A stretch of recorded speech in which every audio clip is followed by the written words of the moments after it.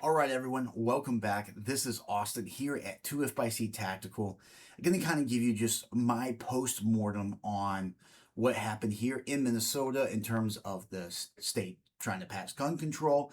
And while there's a lot of people that want to talk about that, we should talk about what's coming next. What is the next fight? Because we all know it is not over. So let's dive into it.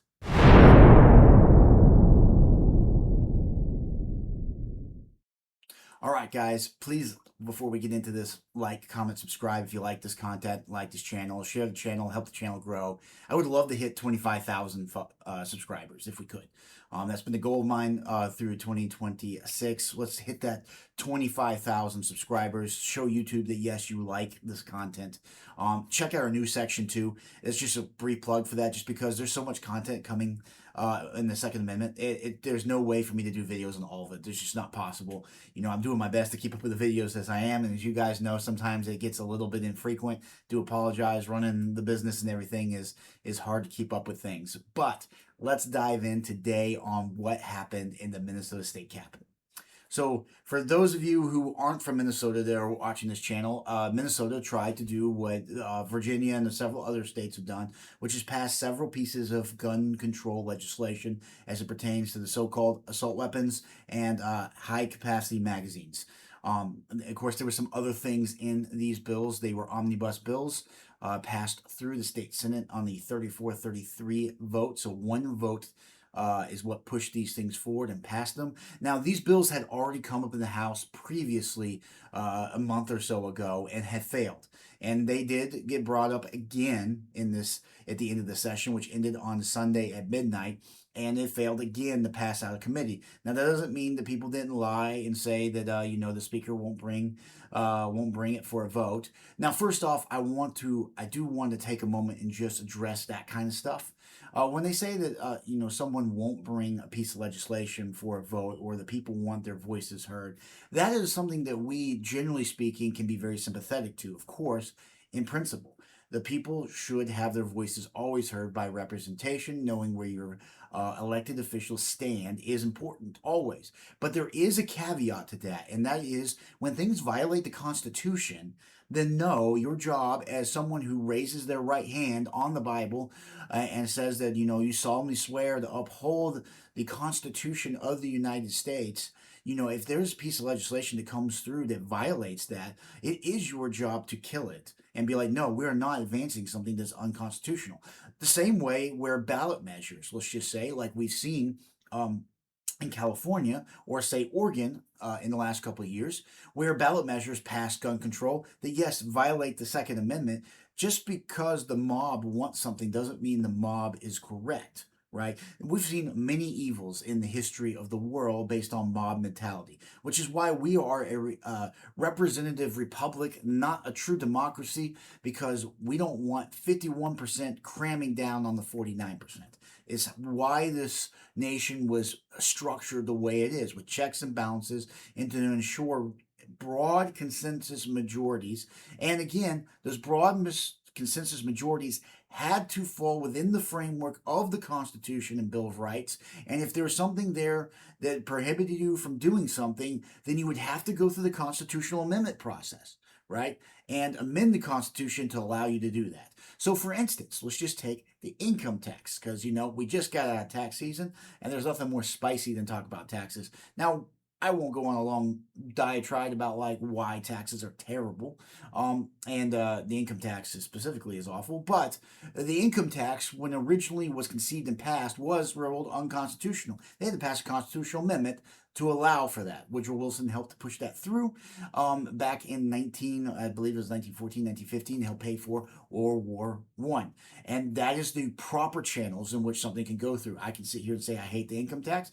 Well, it is technically constitutional now, thanks to the constitutional amendment process. So there is a process to amend it. That is what we here in the gun community are saying. Hey, we have our Second Amendment rights. Those rights are to be protected. Those rights are solid, set in stone, given to us by God. Man cannot take something away that God grants. If there is something that you want to do, well, you can pass a constitutional amendment to go do it. So, with all that being said, this gun control effort failed in the state house. It's a split 50-50 split, 67-67.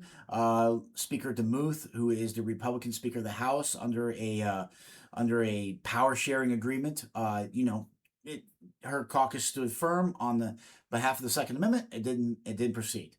Now, there's a lot of channels that are going to keep patting their back and everything about this, and I'm not saying don't give shout outs to the Minnesota Gun Owners Caucus and those who fought on behalf of our rights. They deserve a pat on the back. But we should talk about what comes next. The truth is, we are in an election season here in Minnesota. And if anybody remembers how stuff works in terms of maps and redistricting, which of course is in the news right now. Minnesota did go through redistricting a couple of years ago. And in 2020, we had our census, national census, that happens every 10 years. And of course, redistricting came afterwards. There was a trifecta in charge of the state of Minnesota for the DFL at the time. Now, our maps aren't as bad as, say, Massachusetts or even other states where it's just slanted all one way. That's not what I'm saying. But what I'm saying is things did change, and it is going to be a tough election season. Let's just call it what it is. And I don't want people to sit there and rest on their laurels and think that like the whole fight's over. It is not. We got through this legislative session. That is true. And that is an accomplishment. And it failed by one vote. Now, when I say that one vote, we need to understand that we here at 2FC Tactical have been watching this for 4 or 5 years now, where we've seen these kind of efforts fail, not even getting out of committee, to started to fail just by votes, and now, down to one. We've seen this broad consensus that these are bad bills that shouldn't move forward, these violate the Second Amendment, shrink down to one person in the House. That is what we're up against, folks. And we here at 2FC are going to tell you like it is. Like, we just need to be aware that this is coming fast and hard, and this is not over. And we should take lessons from what's happened in other states. And I'm going to put Virginia up here on the board for us just to talk about what happened in Virginia and why Virginia now has passed some of the most anti-gun bills we have ever seen. And that's because Everytown, Moms Demand Action, and several other anti-gun groups poured hundreds of millions of dollars into flipping that state back in 2024. 2025, excuse me. This is last year. So when they did that, they knew that they were putting in place the people that would pass through these unconstitutional gun control bills. That is going to happen here in Minnesota. There's no question. They're doing this in every state where they think they can get a leg up. So when you look at our governor's race, I mean, unless something changes, Amy Klobuchar is going to be our presumed governor in 2027. She's got the inside track just based on the way voting goes in this state and how things are set up. When it comes to the House, we're talking about a 50-50 split. It doesn't look great in the House for Republicans. And I'm not a partisan. This is not a partisan channel. I'm just saying that right now, they're the only ones standing up for our Second Amendment rights. They do so somewhat inconsistently. I agree. However, they are our only choice at the moment.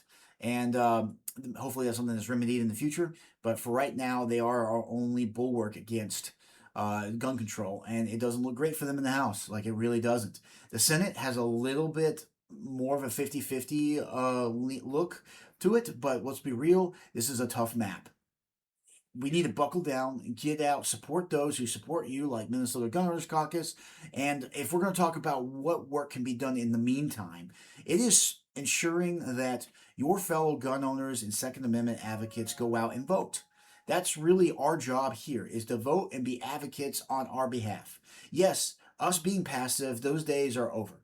That's the truth. Our days of being passive are over. We must go out and update and inform those around us and get them out to the polls. For instance, hunters have an abysmal turnout rate in the voting sphere. At something like 10 to 15% of hunters typically vote. Now, granted, not every hunter is of voting age, of course, but still, that's an abysmal low turnout. We must address these kind of issues. People who enjoy their Second Amendment rights, we need to fight for that. Now, secondly, we need to support those nationally that do fight for us, like Gun Owners of America, FPC,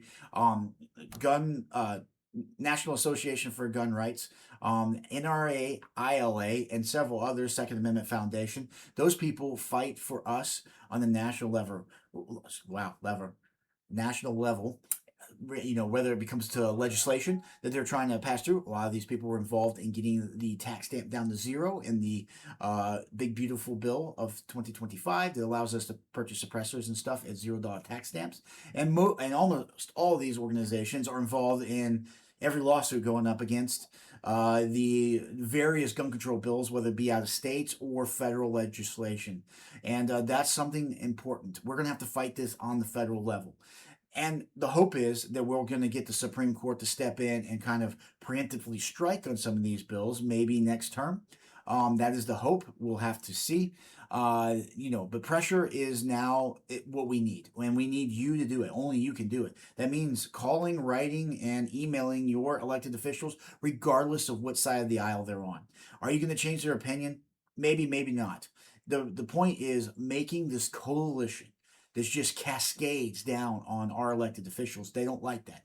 We have to do our part. We can't expect other people to carry the torch for us. We have to carry the torch as well. And that's really what I want this video about. It's going to be a tough 2026. It's going to be a dogfight. Our job is to stand up for the Second Amendment each and every year and also understand what we're getting into. And the truth is, we need that, all of us. We need to put aside the petty squabbles that we're having when it comes to gun owners, whether it's because you like one brand or another. It doesn't matter. We have to unite. And that is what the purpose of this video is. I know this is kind of pointed. The whole point is let's get people moving forward in the right direction. Let's do the right thing, right? And let's fight so that our children and their children will have this Second Amendment, this birthright that has it's our last bulwark against tyranny, guys. That's the truth. That's what it is. It's the last bulwark against tyranny. With that, I hope you will continue to subscribe to our channel. We have lots more coming your way. Of course, check out our website and see what we have to offer. We have a new website coming your way, so it's going to change here soon, but it's going to make it a lot more. Visually appealing and easier user interfaces. So we're super excited about that. But again, we'll see you on the next video.